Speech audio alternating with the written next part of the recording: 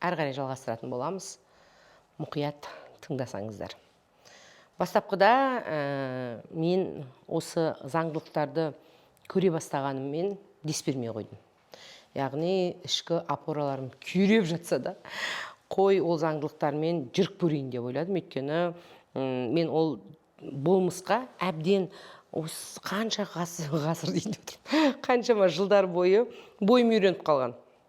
Сондықтан қызғанышымды, қалып кеттімді, тағы да басқа өзімнің бойымдағы мотивацияларымды пайдаланып, әрі қарай өз-өзімді жанымды жаншыра бастадым. Яғни кәдімгідей өз-өзімді қамшылай бастадым. Өйткені проблемаларым бар, төлейтін ақшалар керек деген сияқты. Сонымен өз-өзімді қинай бастадым. Сол моменттерде менің ішкі жан дүниемдегі болып жатқан дауыстарды мен естімедім. И көптеген адамдар, мен сіздерге айтайын, егер қазіргі осы Вселенныйдың айтып атқан сіздерге подсказкаларын естімесеңіздер, сіздерді, онда басқа тәсіл қолданады. Лучше естіп, өздеріңіз новый переходқа өткендеріңіз дұрыс. Сондай подсказканы, сондай тәсілді маған да қолданды Вселенная. Қандай тәсіл десеңіздер, қазіргі уақытта, қыздар, жігіттер, мен сіздерге айтқым келеді, ең үлкен валюта, жалпы өмірдегі ең қажетті не десеңіздер, өмірдегі ең құнды әрине ол уақыт болып табылады, уақыттан асқан құндылық жоқ. Екінші ең құнды валюта не десеңіздер, ол әрине энергия, күш болып табылады. Яғни сіздің бойыңызда буырқанған күштің болуы. Сондай моменттерде менің кәдімгідей күшімді алып қойды.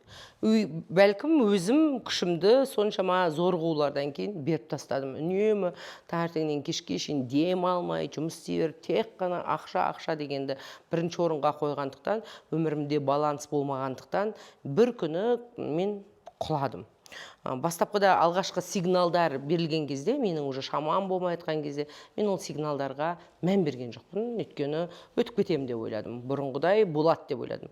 Ол сигналдар үдей берді, кәдімгідей мен шаршап қалатын болдым, әлсірей бастадым, бұрынғыдай желанием жоғала бастады, өмір сүруге деген құштарлығым кете бастады, маған ешнәрсе қызық болмай бастады, ешнәрсеге қарағым келмейді. Жоқ, мен оның бәріне қарамай, өйткені артымда проблемаларым тұрды, солар шешуім керек деп, өңмеңдеп ұмтылған кезде бір күні мені алып ұрды и соңында кәдімгідей пластом құладым. Сол құлаған кезде, енді қазір көпшілігіңізде осы процесс болып жатқан шығар, бәлкім болған да шығар, сондықтан сіздерге таныс деп ойлаймын. Настолько құлаған кезімде ешқандай өмірге деген қызығушылық менде нөлге жетіп қалмады. Бойымда ешқандай әл жоқ, күш жоқ, әлем маған өмір қызықсыз, өмірде ешқандай алда мені күтіп тұрған бір жақсы сәттер қалмағандай, өмір өзінің бүкіл түсін жоғалтқандай, сондай моменттерде кәдімгідей выгораниемен полностью мен жатып қалдым. Тұрайын десем, тұра алмаймын, жұмыс істейін десем, істей алмаймын. Даже помню, мен настолько уже басында бір-екі құлатқан кезінде қарамай жұмыс істей берген кезде, мен уже даусымды алып қойды. Яғни, даже эфирге шығайын десем, либо инстаграмға шығайын десем, даусым да жоқ. Өйткені сөйлей алмаймын.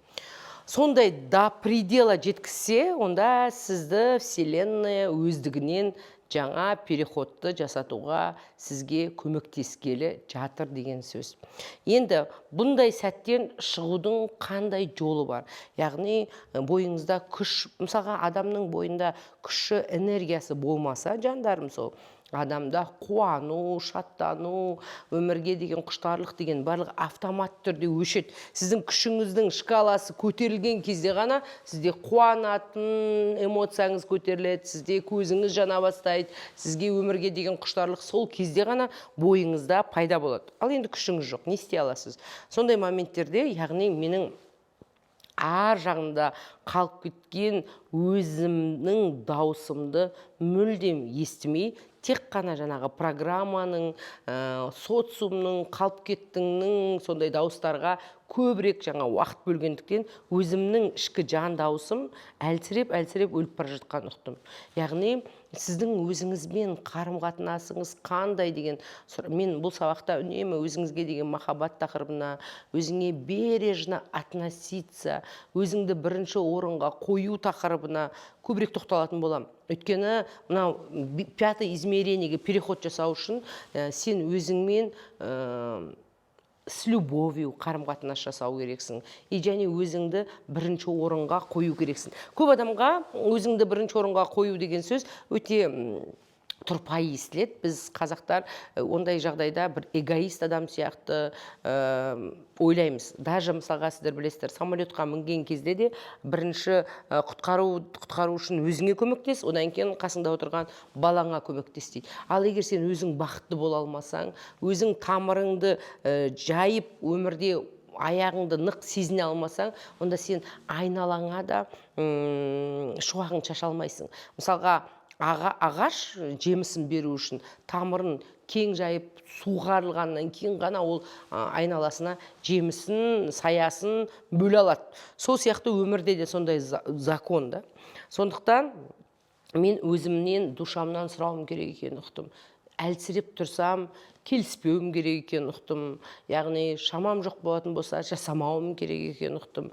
Өзімді ақырын жаңағы өліп атқан жерінен ақырын күшпен тұрғызуым керек екенін ұқтым. Осы кезеңде мен сіздерге айтқым келеді, любой адамның өмірінде тұру үшін, және сіздің ұзақ жүруіңіз үшін, және сіздің 5 измерениеге өтуіңіз үшін график жизни, өміріңіздің күнтізбесіне қайта қарап шығуыңызға тура келеді.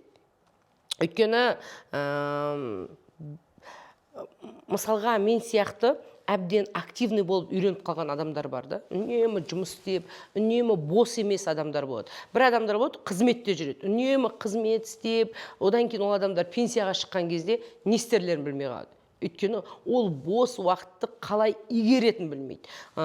Либо мен жаңағы қатты жаңағы активный болуым керек, жұмыс істеуім керек, ал демалатын болсам, егер уақытым бос болатын болса, ол уақытпен не істерімді білмедім. Қазір сіздерге түсіндіретін боламын. Қазір қараңыздар, әлсіреп жатырмын. Енді менің уақытым көбіректе, өйткені мен жұмыс істей алмаймын, шамам жоқ. Енді мен сол уақытта көп нәрселерден отказ бердім, амалым жоқ. Өйткені отказ бермейін десем, шамам жоқ. Сонда менде бос уақыт пайда болды ғой. Енді сол уақытты қалай ұтымды өзімнің дұрыс өмір сүруім үшін жұмсауым керектігін біле алмадым. Яғни көп адам мысалға ақша тауып жүрген, бизнесте жүрген адамдар үйіне әкеліп отырғызып қойсаң, бос отырғызып қойсаң, не істерлерін білмей, екі иықтарын жұлып жеп, қиналып кетеді. Өйткені олар тамақ істеп, қарапайым тіршіліктің ләззатын алып үйренбеген. Олар үнемі шапқылауда өмір сүрген. Айбай, давай, болды, ақша табуымыз керек, қазір ананы істейін, ана жұмыс істейін, одан кейін ананы істейін деп. Ал енді бос уақыт пайда болған кезде ол адамдар кәдімгідей абдырып қалады екен. Сондықтан мен сіздерге график жизни деген тақырыпты терең айтқым келеді, өйткені бұл сіздің 5 измерениеге өтуіңіз үшін ең басты алғы шарттардың бірі болып табылады. Мен жалпы өзімнің мынау өмір сүру графигімді жөндегім келіп, кәдімгі оны дұрыстауға соңғы 5-6 жылымды арнадым. Бірақ сол қаншалықты сәл дұрыстап келе жатамын да қайтадан откат болады. Сәл дұрыстап келе жатамын да қайтадан кері кетіп қалатын. Сол кезде жыным ұстап, құрып кетсінші осы график жизнесізді өмір сүрерім деп ойладым. Бірақ любой миллионермен, любой өмірде состоятельный адаммен жолыққан кезімде ол адамдардың барлығында дұрыс график жизни, сбалансированный өмір бар екеніне көзім жетті. Енді біз, сіздер білесіздер, привычкалардан тұрамыз. Кәдімгідей любой адам өздерінің осы уақытқа шейін ғұмырында қаншама әдеттерді сіздер бойларыңызға дартып алғасыз. Любой привычка сіздің тело, разум деп Джо Диспенза айтады ғой, сіздің телаңызға жазылып қалады. Сіз на автомате сол привычкаларыңызды қалай жасағаныңызды, телаңыздың қалай тартып алып кеткенін өзіңіз білмейсіз.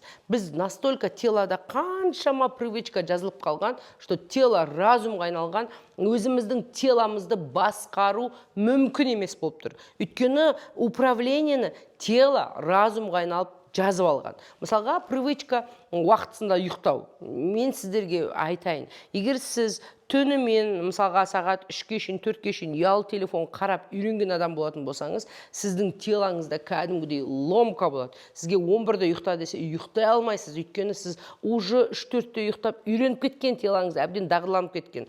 Сол сияқты таңертең ерте тұру тоже тұра алмайсыз, өйткені телаңыз әбден ұйықтап дағдыланып кеткен. Сол сияқты мысалға жаңа тамақты дұрыс асықпай шайнау үйрен алмайсыз, өйткені сіз тамақты жаңағы қалай болса солай апыл-ғұпыл жұтуды үйреніп кеткенсіз. Сондықтан мен өз-өзіме заново қайтадан кішкентай шагтармен, маленькими шагами, забота о себе, бережно к себе, яғни денсаулығымды күте отырып, жаңадан өзіме дағдылар қалыптастыруым керек екенін ұқтым. Мен сіздерге айтайын, ең адамға қажеттісі тело. Егер сіз өзіңіздің тәніңіз болмаса, жаным сол, онда егер сіз өзіңіздің тәніңізге деген қамқорлық болмаса, сіз қанша ақша тапсаңыз да өмір сүре алмайсыз ғой. Мысалға қараңызшы, қазір мен сізге бір ғана сұрақ қояйын. Бұл сұрақты маған учительдерім қойған кезде менің кәдімгідей миымды төңкеріс жасады. Қандай сұрақ? Мысалға, мен сізге қазір ақша деп жүрсіз да? Хорошо. Мен сізге 5 миллион доллар берем, бірақ ертең өлесіз. Не айтар едіңіз? Хорошо. Мен сізге 5 миллиард доллар берейін, бірақ ертең өлесіз десе, не айтар едіңіз? Ешкім 100 миллиард берсе де, білмеймін, дүниенің 200 миллиард берсе де, әлемдегі ең бай адамның ролін берсе де сізге, ертең өлесіз десе, ешкім согласие бермес еді. Өйткені өмірдегі ең құнды өмір. Біздің міндетіміз сол өмірді дұрыс сүруді, лайықты сүруді үйрену болып табылады. Сондықтан мен өзімнің графигіме қайтадан қарауыма тура келді. Яғни өзімнің тәніме үйреніп қалған. Джо Диспензаның керемет сөзі бар ғой, наше тело как подросток дейді. Он привык. Яғни подросток не істейді? Ол білмейді. Мысалға, сенің балаң мороженныйды күнде жей берудің, кәмпитті күнде жей берудің зиянды екенін білмейді. Сен ата-ана болғандықтан, білгендіктен оған қой деп айтасың. Сол сияқты сенің тәнің де білмейді саған не зиянды екен. Егер сен осы дағдылармен, осы әдеттермен, осы өмір сүру құндылықтармен кете беретін болсаң, қайда барасың? Қайда барасың? Мен сіздерге айтайын, 100% сахарный диабет, инфаркт, жаңағы инсульт, соған қарай кетіп бара жатсың, өйткені сен өзіңнің денсаулығыңа мүлдем қарап жатқан жоқсың. И мынау қазіргі 5-й измерениеге өтетін адамдардың барлығында өзіне деген бережное отношение бар. Өзіне деген ішкі дауысын ести алады. Өзі әлсіреп тұрған кезде никогда ол я деп айтпайды. Өзі шамасы жоқ кезде никогда я деп айтпайды. Ол спокойно жоқ деп айтады. Сондықтан ең бірінші мен кәдімгідей привычкаларымды дұрыстау үшін бір ғана, мен сіздерге айтайын, қыздар, жігіттер, просто ерте ұйықтауды үйрету үшін мына телома кәдімгідей жылдарым кетті. Арасында бәрібір құртып алатын кезім болды. Мысалға, қайтадан 4-терде, 3-терде ұйықтаймын, одан кейін қайтадан бастаймын, ерінбей. Ана мықты ұстаздар болады ғой, бала үйренгенше отырып алып, ақырын ерінбей үйрете беретін, түбінде жеңіске жететін. Тура сол сияқты түнде 11-де, жаңағы 10:30-да ерте ұйықтату үшін мен кәдімгідей табандылық танытуыма тура кетті. Мысалға, любой дәрігерге барсаңыз, сізге бірінші орында, ең бірінші сіз просто бір ғана сфераңызды дұрыстасаңыз, ұйқыңызды дұрыстасаңыз, мысалға, сіздің өміріңіз әлдеқайда өзгереді. Өйткені организм полностью восстановиться етеді. Мысалға, мен өзім сол кездерде ұйқыға байланысты өте көп кітаптар алдым. Сол кітаптардың көпшілігінде жазылғандай ұйқының да өзінің фазасы бар. Адамдардың көпшілігі поверхностно ұйықтайды, яғни ұйықтап атқан кезде миы сөйлеп атады, и как будто ояу сияқты, ұйқылы сияқты, непонятный. И полностью организм толыққанды восстановиться етіп үлгермейді. Организм жаңағы, мысалға, сіз бір түнде ұйықтаған кезде, таңертең оянғанда сізде бодрый кәдімгідей күшіңіз тасып тұру керек. Сол кезде сіздің организміңіз жаңағы түнгі ұйқының ортасында толық восстановить етілді деген сөз. Ал біз наоборот керісінше қазіргі адамзат таңертең ұйқыдан тұрған кезде өте денесін ұрып тастағандай дел сал ауыр тұрады. Сол үшін ана ұйқының фазасы кәдімгідей тереңге өту үшін, сіз полностью отключкаға кету үшін, сіз толыққанды ұйықтауыңыз үшін бірнеше мәрте өзіңізді 11-де ұйықтатуыңызға тура келді. Мен бастапқыда даже ұйықтата алмай қойғаннан кейін кәдімгідей дәрігерге жүгініп, маған 1 айға дәрі беріңізші деп айтуыма тура келді. Өйткені мен сияқты үнемі мозгпен жұмыс істейтін, жаңағындай стрессовый ситуацияға көп түскен, үнемі жаңағы теласында үрей, болашақта ақша болмай қала ма, аштан өліп қалам ба, ойбай деген адамдарда ұйқы дұрыс емес. Ол өзінің обязательно сіздің денсаулығыңыздан бір бөлшегін алып тынады. Сондықтан бірінші ұйқы, екінші жаңағы обязательно сіздің өміріңізде мысалға қарапайым дағдылар күнде 10 000 шаг жүру. Мен соны өзімнің өміріме просто бастапқы 10 000 шаг деген дүниені өміріме алып келдім. Шығамын, қызық айтайын мен сіздерге. Анау күні мен сіздерге айттым ғой осы сабақтың барысында, депрессия и выгорание деген кітапта әлемдегі қатты депрессияға кіріп кеткен адамдарға эксперимент жасаған кезде оларды шығару үшін өте қатты. Депрессияның да түрі бар, қыздар, жігіттер. Өте терең депрессияға кетіп қалмаңыздар.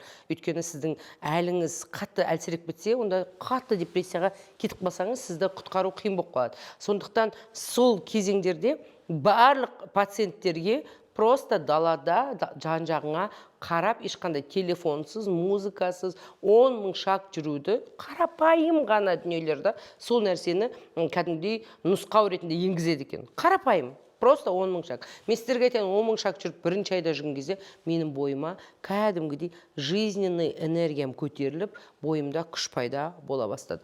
Одан кейінгі әдет, мысалға, жаңа ғана қыздарға айтып келе жатқан болатын, қарапайым әдет, мысалға, таңертең ұйқыдан тұрғаннан кейін салқын душқа түсу. Одан кейін ұйықтар алдында ыстық ванна қабылдау. Жылы, өте жылы ваннада жату.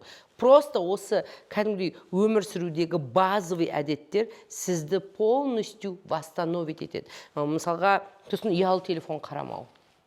Өте ретқа қолыма алуға тырысам. Өйткені мұның барлығы мен денсаулығымды, өмірімді, және 5-й измерениеге өтуімді алып тастайтын білемін. Жаңағы күндіз-түні сотовый телефон қарау, күндіз-түні біреулердің өмірін аңду, сіздің жаным, сол ешқандай какой 5-й измерение, сіз даже 3-й измерениедегі жаңағы ақшаңызды таба алмайсыз. Ұйықтан тұру, жаңа 2 литр су ішу, күніне 2 мәрте тамақ ішем, ол сағат 12-нің кезінде бір тамақ ішем, одан кейін 7-нің кезінде бір рет тамақтанам. Осы 2 тамақтану уақытысында үнемі белок, жаңа углевод емес, жемістер, көкөністерді жеу, одан кейін жаяу жүру, күнделікті медитация. Просто осы күнде медитация, бірақ обязательно. Осы қарапайым дүниелерді жасау арқылы менің бойыма біраз уақыттан кейін энергия, күш қайтадан келе бастады. Сондықтан сіздер өздеріңіздің график жизниларыңызды қайта қарап шығуларыңызға тура келеді.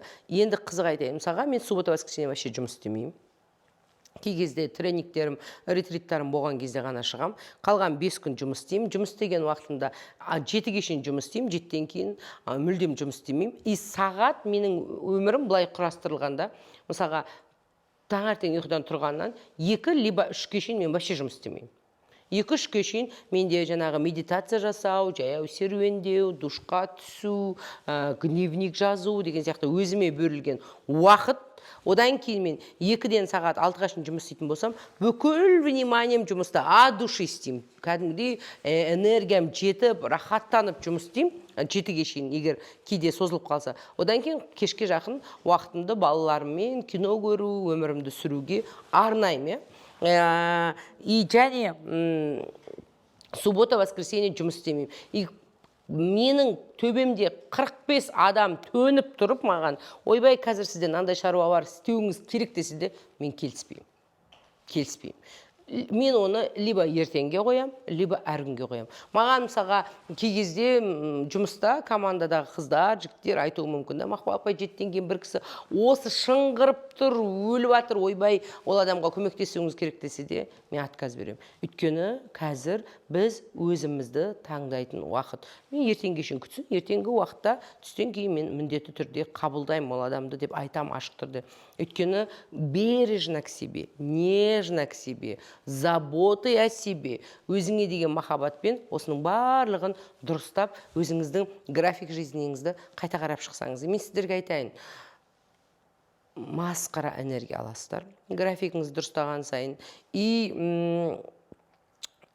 осы қарапайым привычкаларды дұрыстау арқылы кәдімгідей менің ішкі состояниемде тыныштық, рахат, энергия барлығы балансқа келе бастады. Но графикті бірден дұрыстай алмайсыз. Өйткені әбден біздің тәніміз ол нәрсеге үйреніп қалған. Менің өзім айтып тұрмын ғой, соңғы 5 жыл уақытым кетті. Қазір ито кішкене менің өзімнің графигіме наконец-то көңілім толады, наконец-то. Бірақ мен оны әлі де дұрыстар едім. График жизніңізді дұрыстағыңыз келсе, мысалға, например, даже бұрын мен жаңа ғана Әселге айтып отырғам, сіздерге қаншалықты маңызды екенін білмеймін енді. Ретрит өткізген кезде, мысалға бұрында, Айбек саған айта салайын дегесім. Ретрит өткізген кезде, бұрын мен ретритқа шейін демалмаймын да, одан кейін ретрит өткіземді, ертесіне қайттан жұмыс істеп кете беремін. Представьте, сіздің өз-өзіңізді қалай аямағаныңызды. Мен қазір ретритқа шейін 2 күн демалам, ретриттен кейін 2 күн демалам. Өйткені сол кезде мен с любовью, с благодарностью өткіземін сіздерге. Даже осы сабақтың өзін мен үзіп асықпай, баппен, сіздерге деген махаббатпен жазып отырмын да. Қалай болса солай әйтеуір өткізсем болды емес. Барлық нәрсені баппен, жанталаспай, ретімен. Сол кезде қазір мен сіздерге түсіндіретін болам, ақшаңызды қалай шақыру өміріңізде осы графикпен, балаларыңызға да көңіл бөлінеді сол кезде. Көпшілікті адамдарда өйткені, ойбай, мен ақшам кетіп қалатын шығар, мен жанталаспасам, қиналмасам, онда менің өмірімде қазір ойлағандай болмай қалатын шығар деп ойлайсыздар, уайымдамаңыздар. Ақшаңыз да болады, барлығы болады, и және өмір болады. Качество жизни. Өмірдің качествосы өзгереді. Жалпы мысалға мына матаның качествосы, заттың качествосы сияқты өмірдің де качествосы бар. Кәдімгідей сіз далада 10 000 шаг жасап, жаяу серуендеп келе жатқанда, мен айтамын ғой, бір моменттерде кеудеңе настолько ауа кіріп, рахаттанып, көзіңе қуаныш келіп, кәдімгідей бойыңда сарқылмас күшті сезе бастайсыздар. Сондықтан кәдімгідей сіздердің өмірлеріңізде өздеріңізге деген забота, өздеріңізге деген махаббат болуға тиісті.